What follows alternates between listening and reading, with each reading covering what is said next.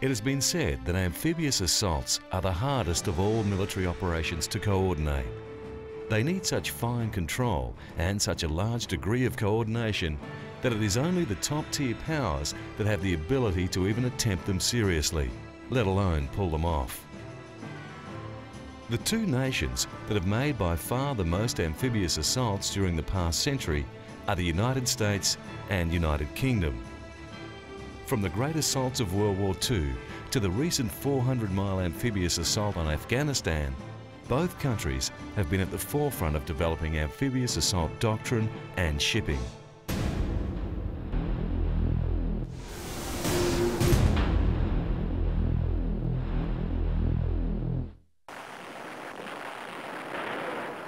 The history of the specialist amphibious assault craft really begins during World War II. Prior to World War I, amphibious assaults had taken place using conventional boats. The amphibious landings of World War II showed the tremendous costs of this type of operation in the face of modern weapons, especially the machine gun. It was only the recently formed US Marine Corps that saw the need for development of amphibious assault doctrine during the intervening war years. By the late 1930s, concrete plans were beginning to form to build the first really specialised amphibious assault ships.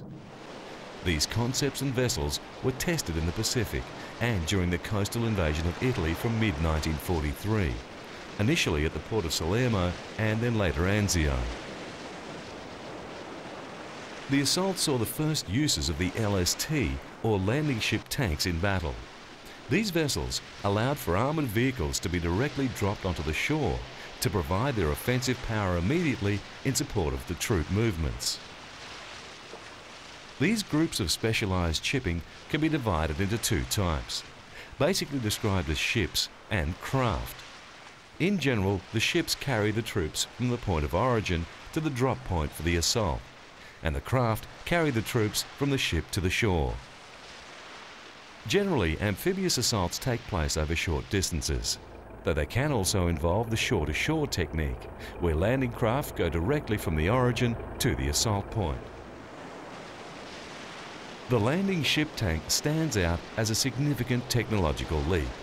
As the name suggests, it is a specialised type for getting tanks ashore.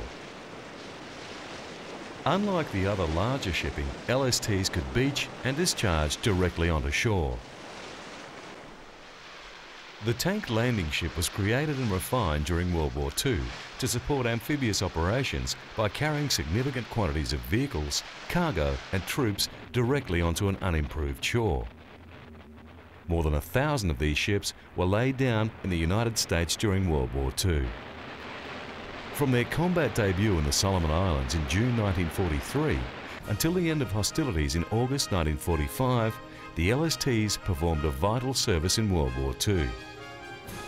They participated in the invasions of Sicily, Italy, Normandy and southern France in the European theatre, and were an essential element in the island-hopping campaigns in the Pacific, which culminated in the liberation of the Philippines and the capture of Iwo Jima and Okinawa. Throughout the war, LSTs demonstrated a remarkable capacity to absorb punishment and survive. Despite an irreverent, large, slow target badge, which was applied to them by crew members, the LSTs suffered relatively few losses in relation to their numbers and operations. Of 1,051 actually constructed, only 26 were lost due to enemy action, and 13 were the victims of weather, reef or accident.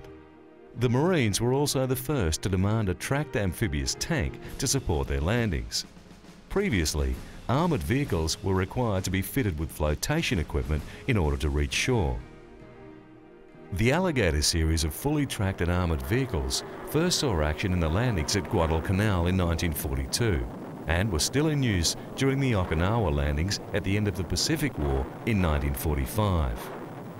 Subsequent development over the years saw the Alligator develop into the current amphibious assault vehicle, AAV, designation AAV-7A1, formerly LVT-7.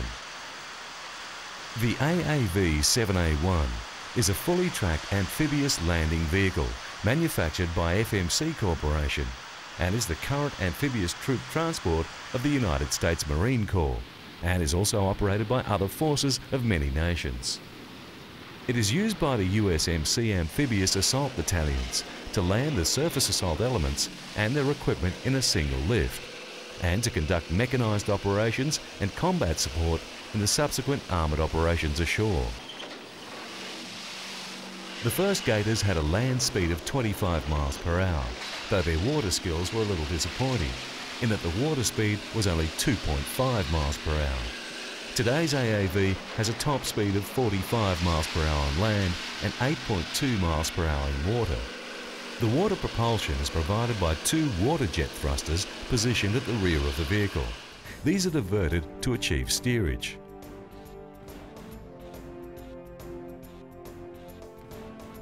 When the vehicles approach the beach, the propulsion is automatically shifted from the jets to the tracks, and the LVTs are immediately underway at full speed. Once the area has been reached, the hydraulic rear door is lowered and the Marines dismount to attack their objective.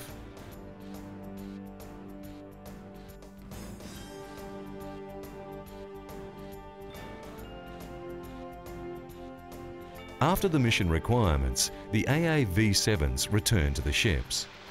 Inside the dock, the controller guides the AAV onto the ramp and into the bay. The Batsman is not dissimilar to the Batsman on World War II aircraft carriers, using glowing batons to mark their approach adjustments.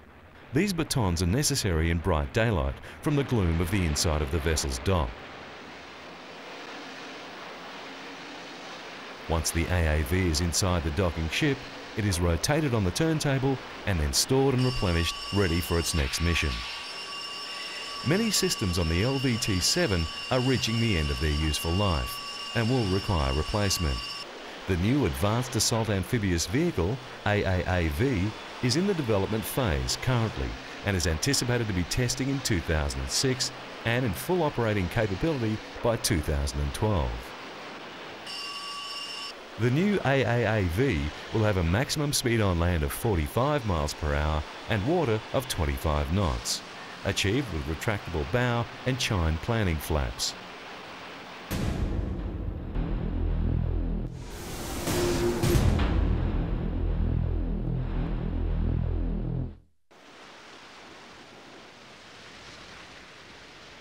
During World War II, the experiences learnt in the field were well remembered in later operations.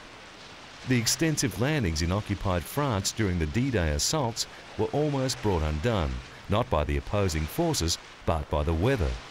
In spite of extensive planning, the largest storm to hit the English Channel in 80 years caused more damage to the forces and actually threatened to derail the whole invasion. It was quickly appreciated that amphibious assaults were such complicated operations that a specialised flagship was needed, with facilities that a normal naval vessel simply could not provide. It was also realised that battleships, cruisers and destroyers could not necessarily provide all the fire support that an assault would need. Therefore, specialised shipping was developed that incorporated various direct and indirect fire weapons. These included guns and rockets. As part of the final barrage before an assault, the landing area would be plastered by these types of weapons. Then, small landing ships would ferry the men ashore in their thousands, along with jeeps and tanks. The men would board via scaling ladders after the craft had been launched. The landing craft then formed their holding pattern until the whole fleet was ready for the advance. In the meantime, the fire support from larger guns continued. These large American LCU 1610 landing craft vessels have both bow and stern ramps for onload and offload at either end, and can be linked bow to stern to create a temporary pier-like structure. Capable of carrying up to 400 Marines or 170 tons of cargo, here they are carrying older M48 and M60 tanks for armoured assault. Similar forces are maintained by many nations, where the Royal Navy are training with NATO in the region of Norway, which leads to the Balkans. The landing craft in use are so rugged, they are capable of returning to English shores on their own in 36 hours. As well as LCUs and LCDs, the Force also used Sea King helicopters in the assault and rescue role. These war games showed their worth when they were called on during the Falkland Campaign in 1982.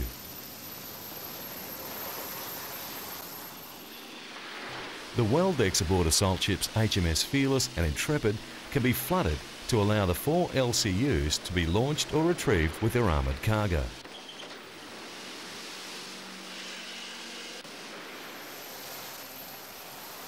The troops were dispatched from the 9 Sea King helicopters from HMS Invincible, the Harrier aircraft carrier.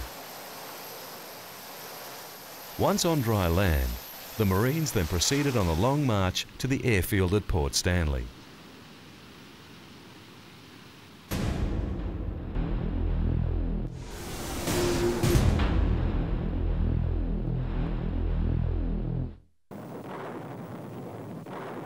Despite all the progress that was seen during World War II, there were still fundamental limitations in the types of coastline that were suitable for assault.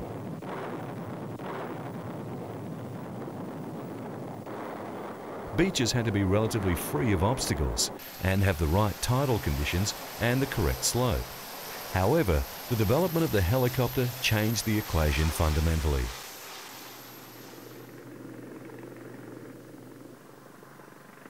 The first use of helicopters in an amphibious assault came during the Anglo-French invasion of Egypt in 1956. The techniques were developed further by American forces in the Vietnam War and refined during training exercises. Today, the modern amphibious assault can take place at virtually any point of any coast, making defending against them extremely difficult.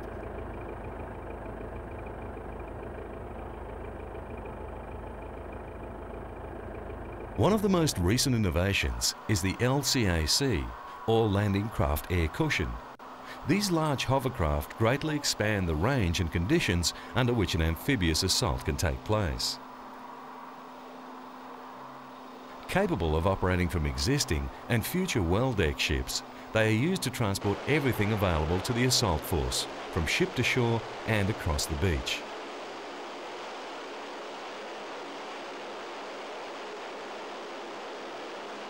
There are numerous advantages of air-cushioned landing craft. They can carry heavy payloads up to 75 tonnes, which easily allows for existing assault armoured vehicles. Existing landing craft have a top speed of only 8 knots, and the LCAC are capable of in excess of 40 knots at full load.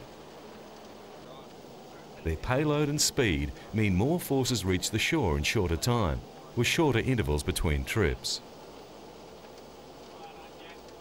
The LCAC, like all hovercraft, rides on a cushion of air. The air is supplied to the cushion by 4 centrifugal fans driven by the craft's gas turbine engines. The air is enclosed by a flexible skirt system. No portion of the LCAC hull structure penetrates the water surface. The entire hull rides approximately 4 feet above the surface.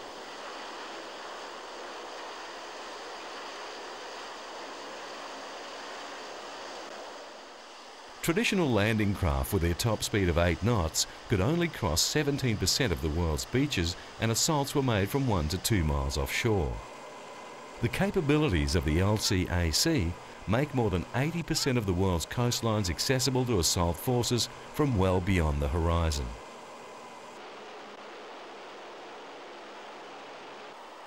Its high speed complements a joint assault with helicopters, so personnel and equipment can be unloaded beyond the beach in secure landing areas.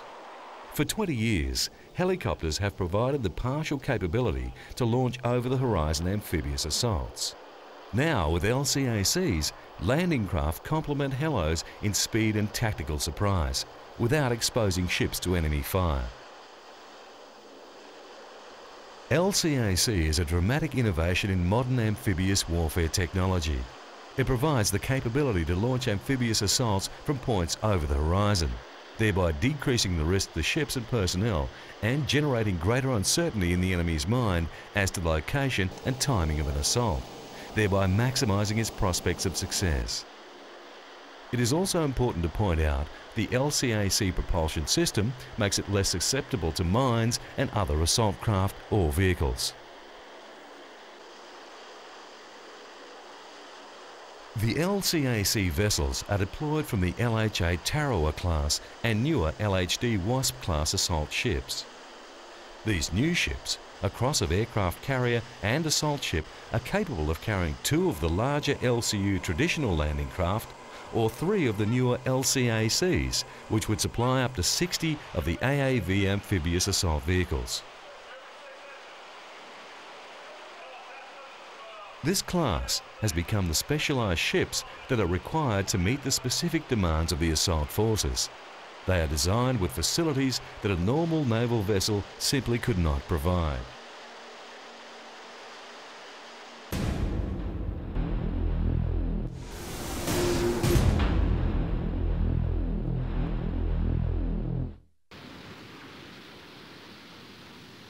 Not only do this class provide transport and a base of operations, but also the air support required for their specialist missions.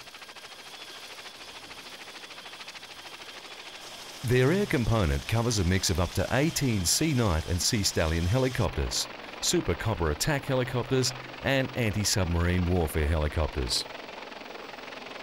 The air defence and shore attack roles are also filled by the ageing AV-8B Harrier attack planes. The Harrier's ability to work from small ships and small clearings on land make them perfect for the tactical support of the assault forces. The AV-8's remarkable abilities proved their worth during the Falkland Island campaigns for the Royal Navy. The tiny jet flew attack and support sorties from carriers in weather conditions that would have grounded any other attack jet of its day.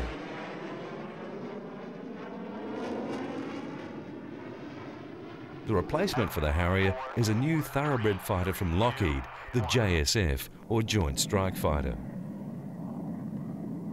The JSF is being built in 3 variants for varying roles.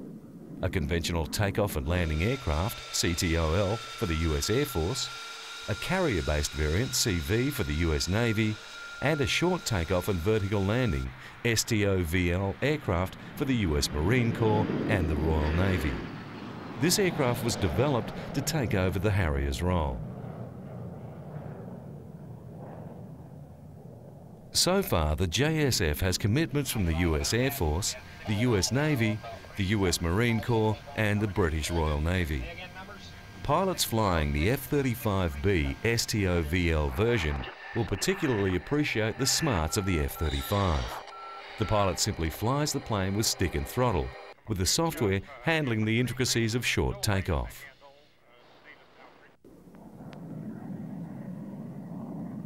The pilot receives inputs from the F-35's electronic systems using an advanced cockpit layout and receives his visuals via a helmet-mounted display being developed by Vision Systems International. The performance of the F-35 matches and in some areas exceeds many of today's top guns. But the F-35 goes several steps beyond any of the top guns with stealth capability, increased range on internal fuel tanks, and it has state-of-the-art avionics. These features improve the operational effectiveness, supportability and survivability of the aircraft. The variant for use by the US Marines and the Royal Navy is perhaps the most exciting of the F-35 family. Like the Harrier jump jet, the Joint Strike Fighter has the ability to stop and hover in mid-air for vertical landings. Currently, the US Marine Corps and the British Navy use the Harrier to drop into locations where paved landing strips are short or unavailable. The Harrier has supplied a remarkable service over 3 decades, but it has some shortcomings. Engine exhaust from a Harrier's underbelly vents can kick up large pieces of material that can get sucked into the aircraft's intake, and this virtually chokes the engine. To improve on the Harrier system, Lockheed engineers fitted a lift fan just behind the cockpit. During flight, the fan is aerodynamically hidden behind closed doors that swivel open for landing. The jet's engine turns a drive shaft, similar to a car's drive shaft that spins the fan and pushes cool air from above the plane out below. This column of cool air increases the fighter's balance as it moves downwards and keeps dangerous engine exhaust away from the plane's air intake. The lift fan generates nearly 20,000 pounds of lifting power, and the downward vectored rear exhaust supplies an equivalent amount. The US Navy has ordered another variant of the F-35 for its carriers. Due to the large size of their ships, they didn't require STOVL, so they opted for a version similar to the A model. The most notable difference is that the carrier version has a larger wingspan. However, due to the small size of the British aircraft carriers and the fact that they are set up for Harrier jump jets, the British have ordered the STOVL version of the F-35. The cost of the plane is one of the reasons why the JSF F-35 has been widely accepted, but it is the projected operating costs that are also a consideration for buyers. The most current data predicts the JSF F-35 will cost 40 to 50% less to operate and support than today's Top Gun planes.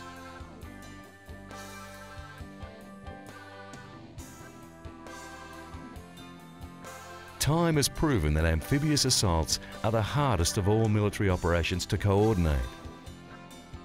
Their requirements of such fine control and large degree of coordination means that it is only the more substantial military powers that have the ability to successfully attempt them, let alone exhibit any true presence in the realm of sea power.